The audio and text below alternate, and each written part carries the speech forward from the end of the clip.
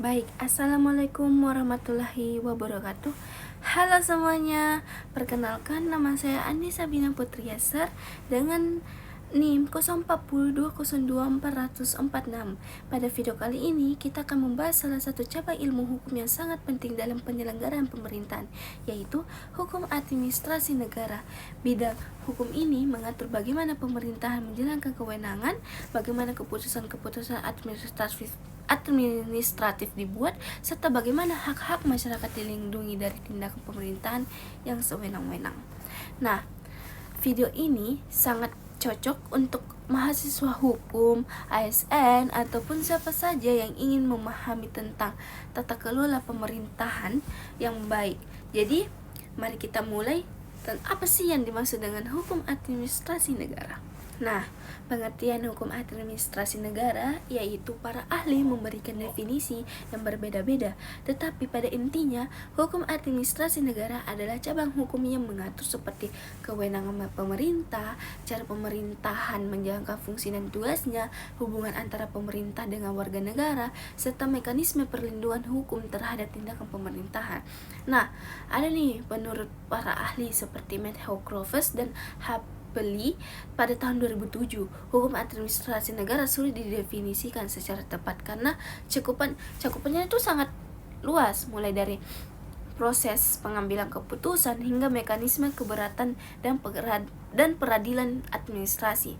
Nah, sementara itu ada lagi nih para ahli seperti Krenenburg dan Fengting yang menyatakan bahwa hukum administrasi negara aturan yang mengatur hubungan hukum antara pemerintah dengan warga dalam aktivitas pemerintahan. Jadi secara sederhananya tuh seperti hukum administrasi negara adalah aturan yang mengatur cara pemerintah yang bertindak dan melindungi hak warga dari tindakan yang sewenang-wenang. Nah, dan ada juga nih seperti objek hukum administrasi negara. Nah, ada 4 objek hukum administrasi negara. Jadi pertama itu seperti organ atau lembaga pemerintahan. Contohnya itu seperti presiden, menteri, gubernur, bupati, dan lembaga pemerintahan lainnya. Kedua, ada nih namanya wewenang pemerintah. Nah, setiap pejabat hanya boleh bertindak sesuai kewenangan yang diberikan undang-undang, tidak boleh kurang dan tidak boleh lebih.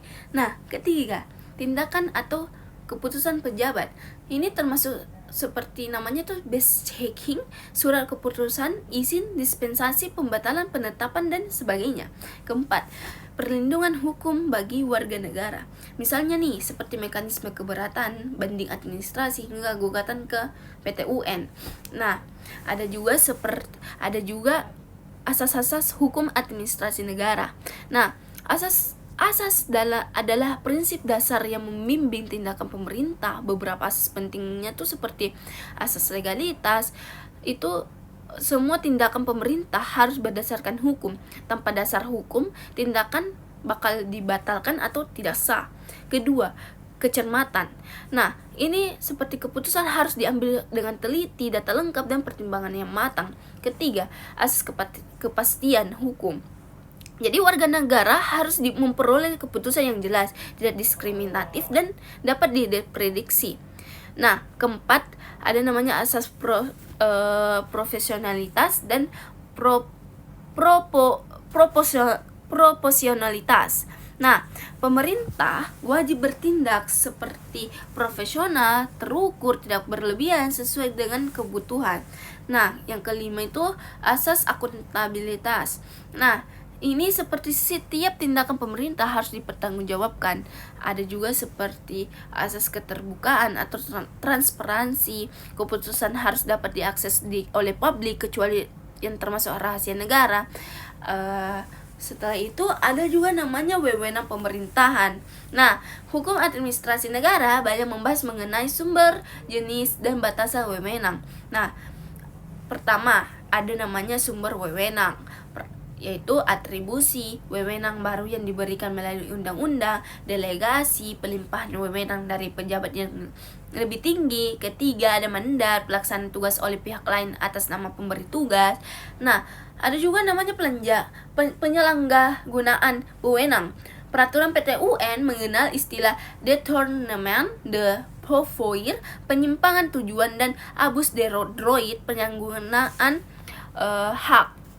Jadi penyalahgunaan wewenang dapat dibatalkan oleh PT UN. Nah, terus ada juga namanya keputusan tata negara atau bisa disebut dengan KTUN. Nah, KTUN atau bisa disebut dengan best hicking ada keputusan yang sangat penting dalam hubungan administrasi negara.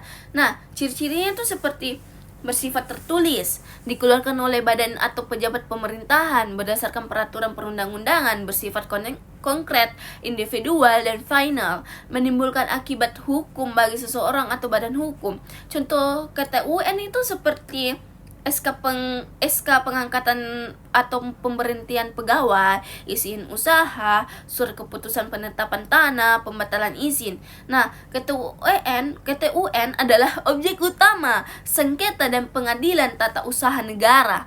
Nah, ada juga namanya perlindungan hukum terhadap warga. Nah, warga negara memiliki hak untuk mendapatkan perlindungan dari tindakan pemerintah yang tidak sah. Bentuk perlindungannya tuh seperti upaya administratif, keberatan banding administrasi, biasanya ditempuh sebelum menggugat ke PT UN. Nah, ada juga namanya upaya peradilan. Nah, pengadilan tata usaha negara atau bisa disebut dengan PT UN berwenang memeriksa seperti pembatalan kata UN, gugatan penyalahgunaan wewenang, dan sengketa kepegawaian tertentu dan sengketa lainnya yang diatur oleh undang-undang. Nah, PT UN dapat membatalkan keputusan pemerintah, memerintahkan pemerintah membuat keputusan baru atau memerintahkan rehabilitas hak warga negara. Nah, itu ada namanya lagi tindakan pemerintahan. Nah, tindakan pemerintahan itu tidak selalu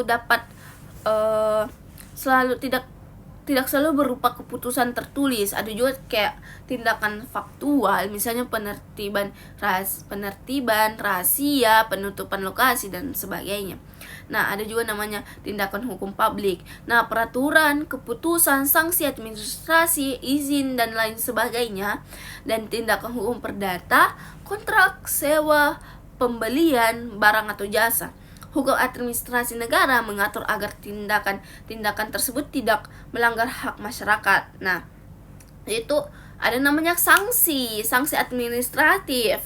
Nah, itu untuk menegakkan aturan pejabat pemerintahan dapat menjatuhkan sanksi administratif seperti teguran, peringatan, pembekuan izin, pencabutan izin, denda administratif, paksaan pemerintahan atau bisa disebut dengan strong, dan sanksi harus proporsional berdasarkan hukum dan bertujuan untuk ketertiban, bukan untuk menghukum secara sewenang-wenang.